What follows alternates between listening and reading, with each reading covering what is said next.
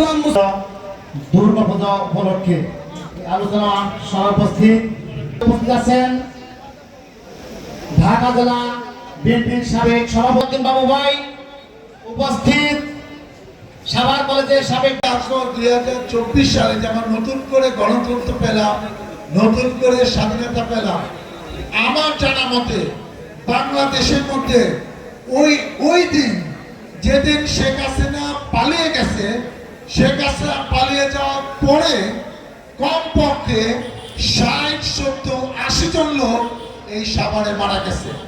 2 থানা হামলা করতে গিয়ে এর মধ্যে এই বেশিরভাগ লোক সেখানে শাহাদত বরণ করেছেন, শহীদ হয়েছেন। আমরা আস্তে আস্তে তালিকা করেছি, আমার কাছে 50 জনের উপর তালিকা এখন পর্যন্ত আছে।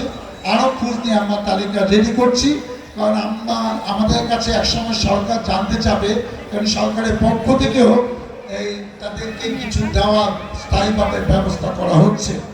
এবং যাদের এই শহীদের বিনিময়ে আজকে এরকম একটি নতুন করে গণতন্ত্রকে ফিরে পেলাম, নতুন করে দেশ স্বাধীন হলো, তাদের আত্মার মাগফিরাত কামনা করছি, তাদের পরিবারের প্রতি কৃতজ্ঞতা। এবং আমি বিশ্বাস করি তারা শহীদ হয়েছেন দেশের জন্য, মহান আল্লাহ তাআলা তাদের বেহেশত নসিব করেছেন। এবং যারা এখনো অসুস্থ আছেন খুব শীঘ্রই তারা সুস্থ হয়ে বাড়িতে ফিরে যাবেন এবং স্বাভাবিক কাজকর্মে তারা অংশগ্রহণ করবেন। তাদের আত্মত্যাগ এই জাতি কোনোদিন ভুলবে না, এটা আমি বিশ্বাস করি। এবং আজকে ভালো লাগছে, অনেক দিন পর 15-16 বছর পর এই এলাকায় এসেছি। আপনার ধৈর্য ধরে দীর্ঘক্ষণ বসে আছেন আমাদের কিছু কথা শোনার জন্য। আজকে দেখেন এখানে অনেকে আছেন যে আপনার মামলা খেয়েছেন, অনেকে আছেন যে একাধিকবার জেলে গেছেন এবং আমাদের এখানে মঞ্চে বসে আছে, কারোর নামে মামলা নাই, এরকম একজন লোক খুঁজে পাওয়া যাবে না। আমি জানি না আমার থেকে বেশি মামলা আছে কিনা। আমার মামলা সাভারের মধ্যে হাইস্ট হলো বাংলাদেশে, অনেক শত শত মামলা হয়েছে, আমার নামে মাত্র 53টি মামলা এখনো আছে। আমি 3 বার জেল কেটেছি এবং ভাগ্যে কি আছে এখনো জানি না। একটা সরকার আসছে, আমাদের সবার দায়িত্ব সরকারকে সহযোগিতা করা, এবং এমন সময় আসছে যে তারা কিছু সংস্কার না করে গেলে নতুন একটা সরকার ভোটের মাধ্যমে এসে দেশ চালাতেও পারবে না।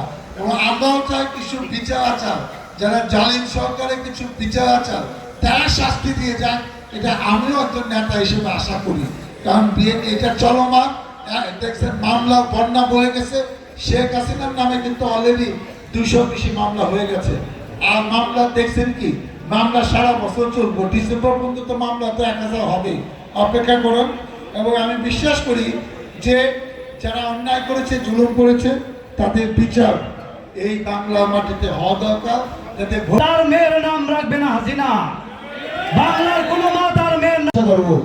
আর আরেকটা কথা বলি, বাবা ভাই কিন্তু 2 বারের এমপি, আপনারা জানেন।